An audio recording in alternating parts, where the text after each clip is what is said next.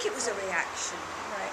I think it was a reaction against the austerity and the rationing and everybody being so buttoned up and repressed and held in. You know, suddenly everything exploded and became colourful and happy, and yes, it was just a complete and utter reaction, I think. And it was lovely, really, because you know, you did feel kind of liberated. Breath of fresh air after so yes, hardship. that's right. And everything was very grey and miserable beforehand, and strict. Parents were strict with their children. And it was still kind of well, the generation before, of course, were Edwardian, and they brought children up very strictly. So when this great revolution took place, everybody was able to dress as they wanted to, and you know, it was so much, really lovely. It was a release. You know, you felt as if you could start enjoying yourself. Express yourself. Yes, and it wasn't a sin. You know. Did parents find it quite hard? They did. I think they were very worried. They were very worried because, to a certain extent, they didn't have the control that they had before. You know, and they couldn't see any good coming out of it, really.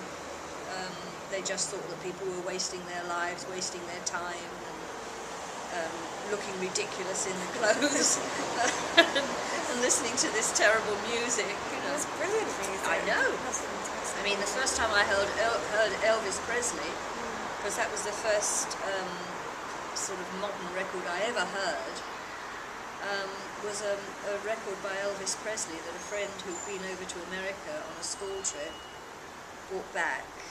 And I just thought this was the most marvellous thing I'd ever heard, really. What kind of music did you listen to before? Well, I was listening to mainly sort of, well, there were pop songs, you know, the sort of Dickie Valentine and Frankie Lane and Doris Day and these sort of, you know, Frank Sinatra, the sort of ballad types. Yeah. And then, of course, Bill Haley and the Rockets came in, you know, and I wasn't really like rock. No, it wasn't. But it was still revolutionary. Yeah.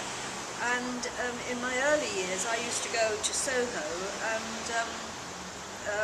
go to the coffee bars and listen to skiffle music. I loved skiffle music, and that was a very early form of music where people sort of had almost like handmade instruments. Okay. And then these skiffle groups grew up, and then the kind of the pop music, the Beatles and this sort of thing followed on from this craze that the skiffle had started. And I've never heard of that before. Yes. People like Lonnie Donegan and the group that I liked were called the Vipers, and they used to sing Rock Island Line. And it was quite infectious, you know, quite jolly music.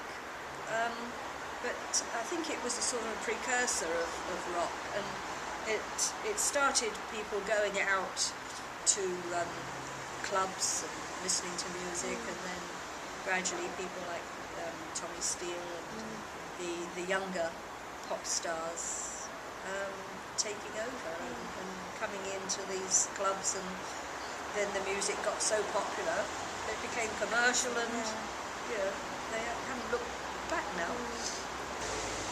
I think it was a great time to be young and to see the changes. Just these extreme changes from, you know, being quite grey and austere and buttoned up, and just this sort of gradual awakening, and everything becoming so much more jolly and fun.